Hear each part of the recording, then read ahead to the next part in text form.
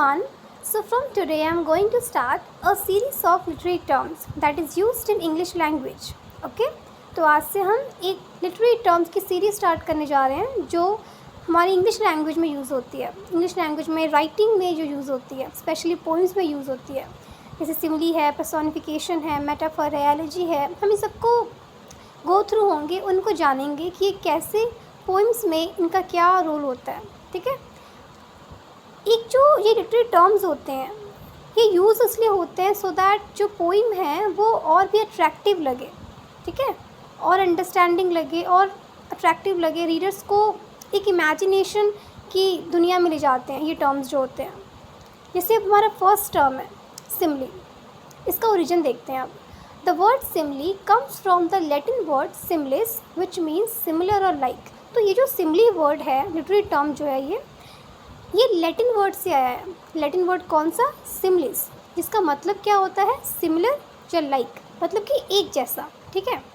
ये टर्म सबसे पहले यूज़ कब हुआ था? तो 15th सेंचुरी में हुआ था. This term was first use in 15th century and was champion by writers such as William Shakespeare. It means कि सबसे अच्छे से इसको यूज़ किसने किया था? वो विलियम शेक्सपियर थे, जिन्होंने सबसे अच्छे से सिमिली को अपनी राइटिंग में, अपने प्लेज में यूज़ कर लिया था. ठीक है. इसका मतलब क्या होता है? A simile is a rhetorical device और अ लिंग्विस्टिक डिवाइस. मीन्स जो लैंग्वेज में यूज़ होती है, use to compare two things. The words like और एज देन भी यूज़ हो जाता है इसमें.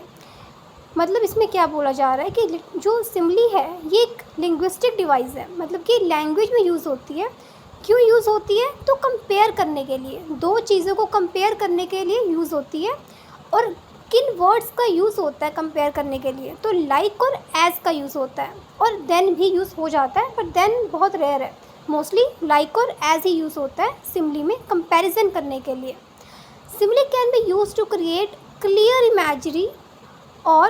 इमेजरी और to draw surprising connection between two unrelated things.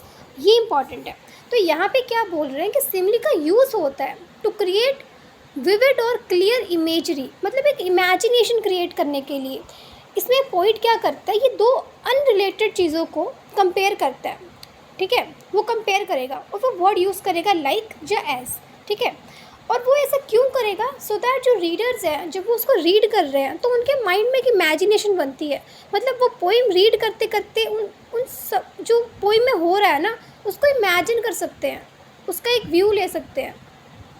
और ये जो सिमिली है, इससे क्या होता है? इससे दो अनरिलेटेड चीज़ों का कंपैरिजन होता है. ये आप एग्जांपल समझ लोगे. अब देखो example. You are as brave as a lion. यहाँ पे हमने क्या यूज़ किया? हमने एज यूज़ किया. ठीक है. एज और लाइक यही यूज़ होते हैं मोस्टली, देन बहुत रेयर है. तो हम एज और लाइक को ही लेके चलेंगे. You are as brave as lion. तुम उतने बहादुर थे जितना एक शेर होता है. ठीक है. कंपैरिजन हो गया शेर का, इंसान के साथ कंपैरिजन हो रहा है. अब वो एनिमल है, वो ह्यूमन बीइंग है, तो ये लोग अनरिलेटेड है, लेकिन इनका कंपैरिजन किया हमने कंपैरिजन किया और एज वर्ड यूज़ किया, तो ये सिमिली है. ठीक है. नेक्स्ट देखते हैं. Don't behave like a child. तुम बच्चे की तरह बिहेव मत करो. अब क्योंकि ये बात बोली गई है, इसका मतलब ये है कि ये बात किसी बड़े को बोली गई है. अब एक बड़ा है, एक छोटा है, वो दोनों अनरिलेटेड है. ठीक है. उनमें फासला है ना, पर फिर भी हमने कंपेयर किया है. किससे? लाइक लगा के. Cold as ice. इतना ठंडा जितना आइस होता है. Life is like a box of chocolate. ठीक है. ज़िंदगी एक चॉकलेट के बॉक्स जैसी है.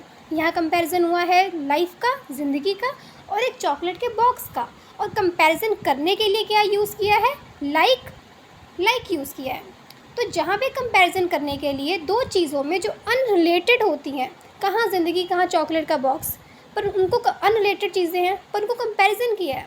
ठीक है. उनको कंपेयर किया है कि ज़िंदगी एक चॉकलेट के डब्बे जैसी है. ठीक है. और क्या यूज़ किया? लाइक यूज़ किया. तो जब कंपैरिजन करने के लिए लाइक वर्ड यूज़ करें या एज वर्ड यूज़ करें तो वो सिमिली होती है. ठीक है. इंग्लिश लैंग्वेज में इसे सिमिली बोला जाता है. Hope you understood. Thank you.